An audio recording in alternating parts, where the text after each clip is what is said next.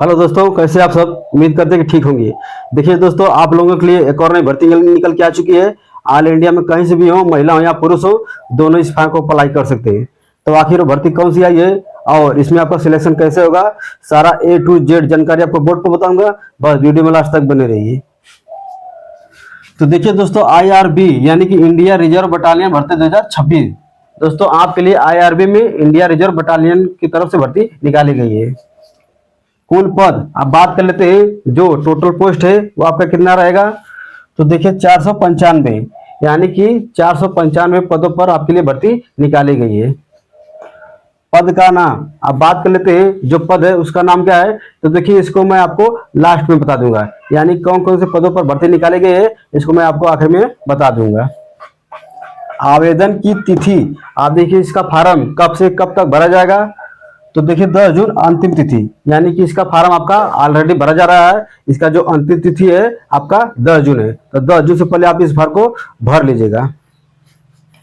आयु सीमा आप देखिए, इस फार्म को भरने के लिए जो हमारी एज यानी उम्र कितना होना चाहिए। तो देखिए जनरल EWS के लिए आपका 18 से 33 साल, OBC है तो आपको 3 साल की छूट मिलेगी। SC ST फीमेल यानी महिला है तो आपको 5 साल की छूट मिलेगी। यानी कि आप जनरल EWS है तो आपकी जो एज है 18 से 33 साल होना चाहिए। वहीं आप OBC में आते हैं तो आपको एज में 3 साल की छूट मिलेगी, और SC ST महिला है तो आपको एज में 5 साल की छूट मिलेगी। फीस अब देखिए, इस फॉर्म को भरने के लिए हमें फीस कितना देना होगा। तो देखिए जनरल EWS OBC के लिए आपका 100 रुपये लगेगा। SC ST फीमेल यानी महिला आप हैं तो आपका 00, यानी आप जनरल EWS OBC हैं तो आपको इस फॉर्म को भरने के लिए 100 रुपये देना होगा। बाकी आप SC ST या महिला हैं तो आपका ये निःशुल्क रहेगा, यानी इस फॉर्म को भरने के लिए आपको 1 भी रुपया नहीं देना होगा। योग्यता आप बात कर लेते हैं, इस फॉर्म को भरने के लिए जो हमारी क्वालिफिकेशन यानी योग्यता क्या होनी चाहिए। तो देखिए 10वीं 12वीं और ग्रेजुएट, यानी कि आप 10वीं पास किए हैं तभी इस फॉर्म भर सकते हैं, 12वीं पास है तभी इस फॉर्म भर सकते हैं, या आप ग्रेजुएट हैं तभी इस फॉर्म को भर सकते हैं। बशर्ते आपका अलग अलग पदों पर आपका अलग अलग क्वालिफिकेशन मांगा है, तो आप अपने हिसाब से देख लीजिएगा कि आप कौन से पद के लिए डाल रहे हैं, तो आपका क्या क्वालिफिकेशन लग रहा है।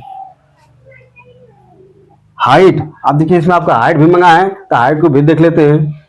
तो देखिए जनरल OBC SC की जो हाइट है 168 सेंटीमीटर, ST 160 सेंटीमीटर, ये आपका मेल यानी पुरुष के लिए। यदि आप पुरुष में आते हैं तो जनरल OBC SC की जो हाइट है 168 सेंटीमीटर होना चाहिए। वहीं आप ST में आते हैं तो आपकी हाइट 160 सेंटीमीटर होना चाहिए, ये आपका पुरुष के लिए है। अब देखिए जनरल OBC SC के लिए 155 सेंटीमीटर, ST के लिए 148 सेंटीमीटर, ये आपका फीमेल यानी महिलाओं के लिए। यदि आप जनरल OBC या SC महिला है तो आपकी जो हाइट है 155 सेंटीमीटर होना चाहिए। वहीं आप ST महिला है तो आपकी जो हाइट है 148 सेंटीमीटर होना चाहिए। आप देखिए सीना, आप इसमें आपका सीना भी मांगा है। तो देखिए जनरल OBC SC में आते हैं तो आपका जो सीना है 81 सेंटीमीटर होना चाहिए। वहीं आप ST में आते हैं तो आपका सीना 77 सेंटीमीटर होना चाहिए। आप सिलेक्शन प्रोसेस समझते हैं, यानी इसमें आपका सिलेक्शन कैसे होगा। तो देखिए सबसे पहले आपका रिटन एग्जाम होगा, यानी आपको लिखित परीक्षा देना होगा। उसके बाद आपका PST यानी कि जो हाइट वेट मापा जाता है वो आपका रहेगा। उसके बाद आपका PT यानी कि फिजिकल टेस्ट रहेगा। फिर आपका मेडिकल टेस्ट होगा, यानी चेक किया जाएगा कि आप मेडिकली फिट है कि नहीं। उसके बाद आपका डॉक्यूमेंट वेरिफिकेशन होगा। आप देखिए सिलेबस समझ लेते हैं, यानी इसमें आपका कौन कौन सा विषय रहेगा। तो देखिए इसमें आपका सामान्य ज्ञान रहेगा, सामान्य एप्टीट्यूड रहेगा, कंप्यूटर ज्ञान रहेगा और आपका अंग्रेजी रहेगा। यानी इसमें आपका कम से कम 4-5 विषय रहेगा। सामान्य ज्ञान रहेगा, सामान्य एप्टीट्यूड रहेगा, कंप्यूटर ज्ञान रहेगा और आपका अंग्रेजी रहेगा। अब देखिए इसमें भी आपका अलग अलग पदों के लिए आपका अलग अलग विषय मांगा है, तो आप अपने हिसाब से देख लीजिएगा। बाकी एग्जाम पैटर्न की बात करें तो टोटल प्रश्न 100, टोटल अंक 200, यानी कि एक प्रश्न आपका 2 अंक का रहेगा। और देखिए इसके लिए समय आपको 2.5 घंटा मिलेगा। अब देखिए एग्जाम पैटर्न में आपका भी अलग अलग पदों के लिए आपका अलग अलग एग्जाम पैटर्न रहेगा, तो आप अपने हिसाब से देख लीजिएगा कि आप कौन से पद के लिए डाल रहे हैं। पद के लिए डाल रहे हैं फॉर्म, तो आपका क्या एग्जाम पैटर्न है। फिजिकल अब देखिए, इसमें आपका फिजिकल भी मांगा है, तो फिजिकल को भी देख लेते हैं। तो देखिए इसमें आपका दौड़ रहेगा, लॉन्ग जंप रहेगा और आपका हाई जंप रहेगा। तो देखिए दौड़ में आपका 1600 मीटर की दूरी रहेगा, और इसके लिए समय आपको 7 मिनट मिलेगा, यानी 1600 मीटर की दूरी आपको 7 मिनट में तय करना होगा। अब देखिए लॉन्ग जंप में आपका 12 फीट रहेगा और इसमें आपको 3 बार मौका मिलेगा। यानी जो लॉन्ग जंप है आपको दौड़ कर आना है और 12 फीट तक आपको कूदना है और इसमें आपको 3 बार मिलेगा, 3 बार में आपको पार करना होगा। और देखिए हाई जंप में क्या रहेगा, तो हाई जंप में आपका 4 फुट रहेगा और इसमें भी आपको 3 बार चांस मिलेगा। यानी जो हाई जंप है उसमें आपका 4 फुट का रहेगा ऊंचाई और इसमें आपको 3 बार में तय करना होगा। ये आपका मेल यानी पुरुष के लिए है। आप देखिए फीमेल में आपका दौड़ रहेगा और आपका हाई जंप है। फीमेल के लिए आपका लॉन्ग जंप नहीं रहेगा।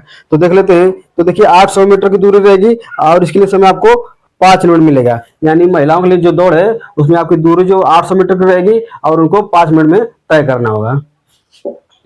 और देखिए हाई जंप में आपका 3 फीट रहेगा और इसको 3 बार में, यानी जो आपका हाई जंप है उसका जो ऊंचाई रहेगा वो 3 फुट रहेगा और इसमें आपको 3 बार में तय करना होगा। और देखिए इसमें कौन कौन से पद है उसको मैं बता देता हूँ। तो देखिए इसमें आपका जो सब इंस्पेक्टर का पद है, कांस्टेबल जीडी का है, फायरमैन का है, ड्राइवर का है, स्टोर कीपर का है, सफाई कर्मचारी का है, फॉलोवर कुक का है, रेडियो ऑपरेटर का है, रेडियो टेक्नीशियन क्या है और आपका नर्सिंग असिस्टेंट के लिए है। अब देखिए इसमें आपके बहुत सारे पद मिल रहे हैं, तो आप अपने हिसाब से देख लीजिएगा कि आप कौन से पद के लिए अप्लाई कर रहे हैं।